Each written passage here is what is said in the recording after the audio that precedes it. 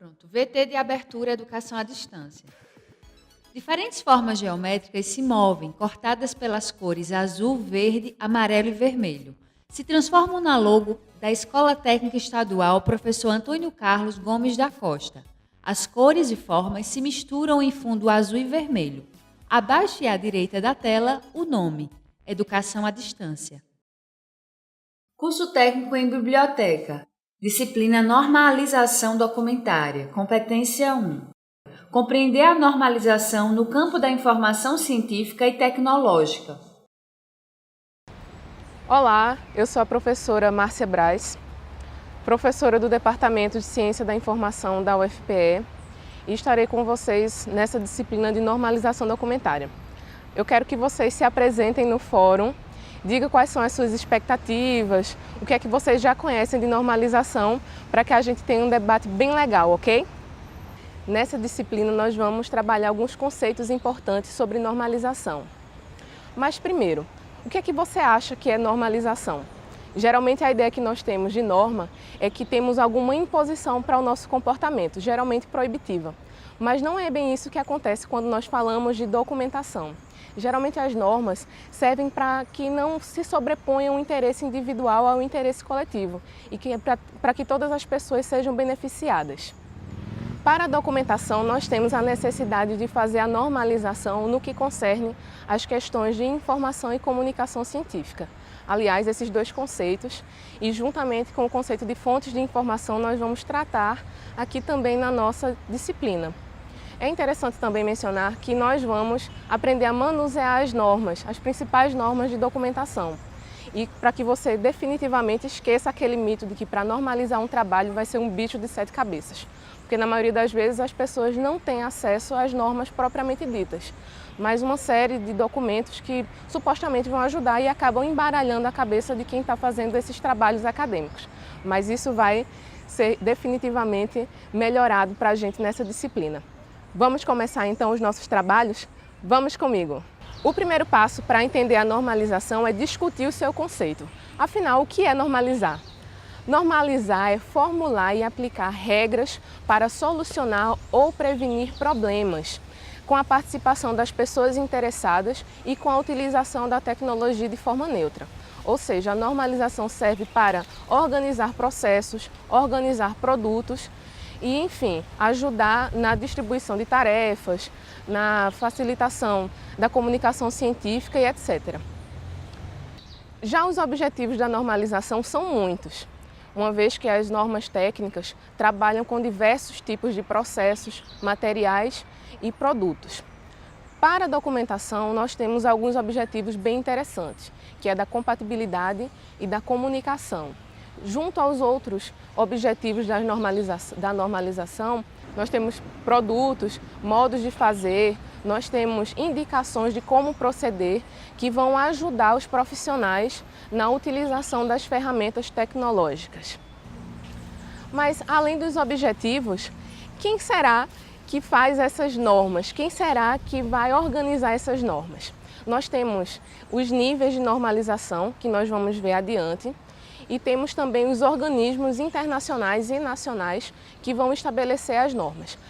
A nível internacional, nós temos a ISO, que é comum vocês já terem escutado, geralmente quando falamos sobre excelência de produtos e serviços, e a nível nacional nós temos a ABNT, que a maioria das pessoas conhece quando vai fazer algum tipo de normalização, especialmente de trabalhos acadêmicos, de pesquisas e etc. Como a informação científica e tecnológica é sempre produzida em diversas instituições o tempo inteiro, então é importante que a gente trabalhe os conceitos dessa comunicação e informação científicas. A comunicação e a informação científica estão presentes no cotidiano de todas as pessoas que trabalham com pesquisas. E o que seria então essa comunicação e informação científica?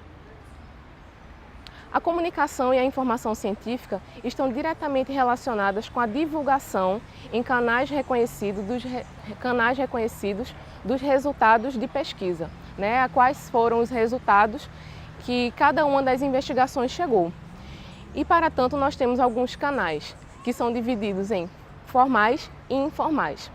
Os canais informais são as comunicações internas entre os membros de uma comunidade científica e podem acontecer por cartas, telefonemas, encontros, enfim, são as comunicações entre os próprios membros.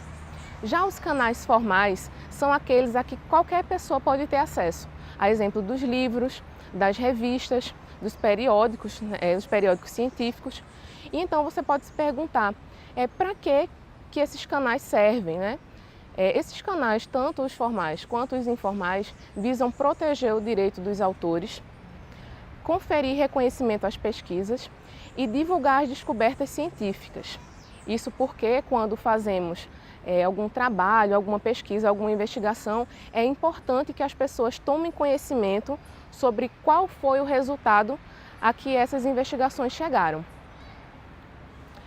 Um dos pontos importantes dessa divulgação dos resultados de pesquisa é como se fosse uma prestação de contas à sociedade, porque geralmente as pesquisas que são desenvolvidas são em centros, universidades e escolas públicas, onde houve investimento público. Então, quando nós temos a divulgação desses resultados em canais reconhecidos, serve também como uma forma de conferir uma prestação de contas à sociedade desses resultados, né, desses investimentos. Quando falamos de fontes de informação, vem à nossa cabeça uma série de possibilidades. São livros, vídeos, cartas, documentos. Mas você sabia que as fontes de informação podem ser classificadas em 3 tipos diferentes? A classificação das fontes pode ser feita de acordo com o grau de acesso à informação inicial. Por exemplo, as fontes primárias são elaboradas por um único autor ou tratadas por uma única pessoa, a exemplo dos documentos, das cartas, das entrevistas, dos dados estatísticos que ainda não tiveram tratamento. Já as fontes secundárias são aquelas que têm mais de 2 autores ou que já receberam algum tipo de tratamento, como é o caso dos dicionários, das enciclopédias, dos catálogos de bibliotecas, que vão apontar também para fontes primárias. E as fontes terciárias são aquelas que possuem valor agregado em relação às fontes primárias e às fontes secundárias, como, por exemplo, os diretórios de pesquisa e os catálogos de bibliotecas. Pois é, sabia que tem também os catálogos de biblioteca?